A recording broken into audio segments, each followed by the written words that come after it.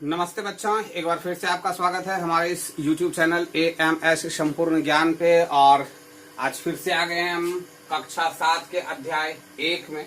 पूर्णांक की समझ चैप्टर है ये। प्रश्नावली 1.2 है। सबसे पहला प्रश्न है, निम्नलिखित के बीच की सभी पूर्णांक संख्याएं लिखिए।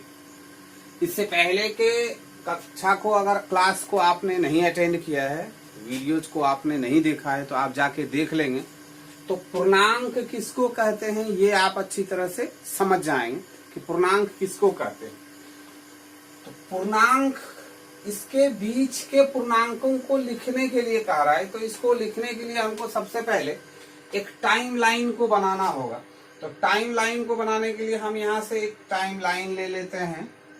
ये एक टाइम लाइन ले लिए और इसमें 8 है और यहाँ पे माइनस में 10 है, यानी धनात्मक में 8 अंक तक जाने की आवश्यकता है और ऋणात्मक में हमको 10 अंकों तक जाना है। तो आपको पता है कि सबसे पहले हमारा क्या है, 0 है। 0 से जब हम दाईं ओर जाते हैं तो 1 2 3 4 5 6 7 8 9 और 10, यहीं तक आते हैं। अब इधर फिर से आना है तो क्या होना है, -1 -2, उसके बाद क्या होना है, फिर -3, फिर -4, फिर -5, फिर -6, -7 और फिर -8 हो गया, और फिर -9 और फिर -10।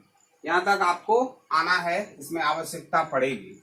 अब सबसे पहला है ये ए नंबर। ए नंबर क्या कह रहा है कि -5 और 5 के बीच के पूर्णांकों को लिखें। ये तो पूर्णांक हैं, ये आपको पता है, ये पूर्णांक है। अब कह रहा है -5, तो ये हमारा -5 का पॉइंट है। और -5 और 5, तो -5 और 5 के बीच में जो संख्याएं आ रही हैं उन्हीं को लिखना है। तो कौन आ रहा है, देखिए, -4, -3, -2, -1, 0, 1 2 3 4, बस ये हमारा क्या हो गया, यही हमारा इसका आंसर हो गया। अब क्या कर रहा है, -2 और 8 के बीच में, -2 और 8 के बीच में, -2 कहाँ पे है, यहाँ पे है, और 8 कहाँ पे है, यहाँ पे। -2 यानी ऋण पूर्णांक और ये धन पूर्णांक। तो इस दोनों के बीच के पूर्णांक को लिखने का है।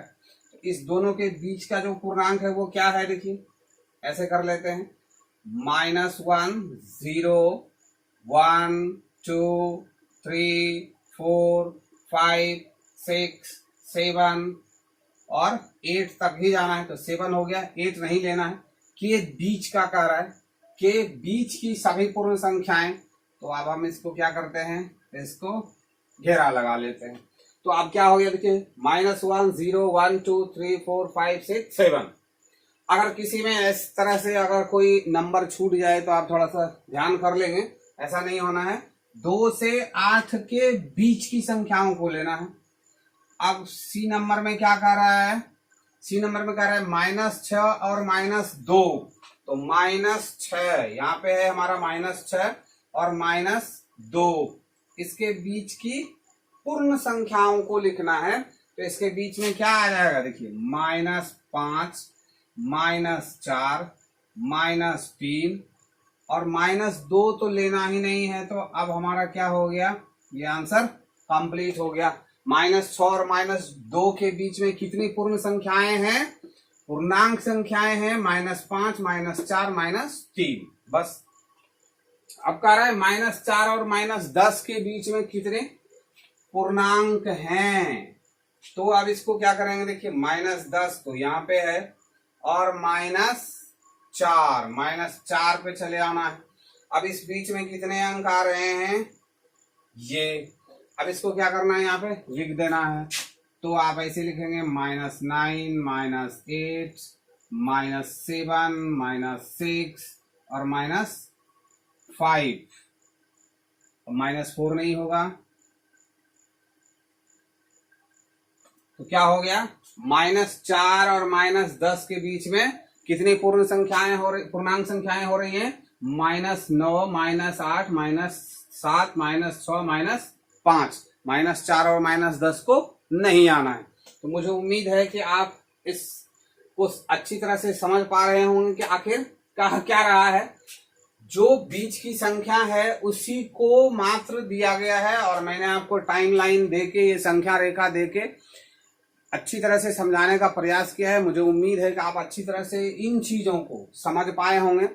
आप इससे पहले के 7 क्लास को अगर अटेंड करना चाहते हैं तो प्लेलिस्ट में चले जाएं, वहां से सीक्वेंस वाइज आपको वीडियो मिलेंगे, आप वहां से इसको देखेंगे तो अच्छी तरह से समझ जाएंगे। पहले पूर्णांक को समझ लेंगे, उसके बाद इसमें आएंगे और एक एक सवाल को हम लोग बनाएंगे और कैसे बन रहा है, किस नियम पे बन रहा है, ये सभी बातों पे चर्चा करते हुए आगे बढ़ते जाएंगे।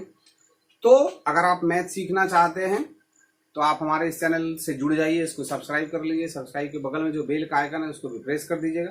और अगर आप इंग्लिश सीखना चाहते हैं तो हमारा खुद का एक चैनल है AMS स्पोकन गुरु के नाम से, इसका लिंक भी डिस्क्रिप्शन में दिया हुआ है, या फिर आप यूट्यूब के सर्च बार में इसको सर्च करेंगे AMS स्पोकन गुरु लिख के, तो मैं आपको मिल जाऊंगा। वहां से आप ट्रांसलेशन सीख सकते हैं, ग्रामर सीख सकते हैं, या फिर इस 7 क्लास का आप इंग्लिश भी बिहार बोर्ड का वहां पे पढ़ सकते हैं। तो मुझे उम्मीद है आप ऐसा जरूर करेंगे। तो आज के लिए बस इतना ही, धन्यवाद।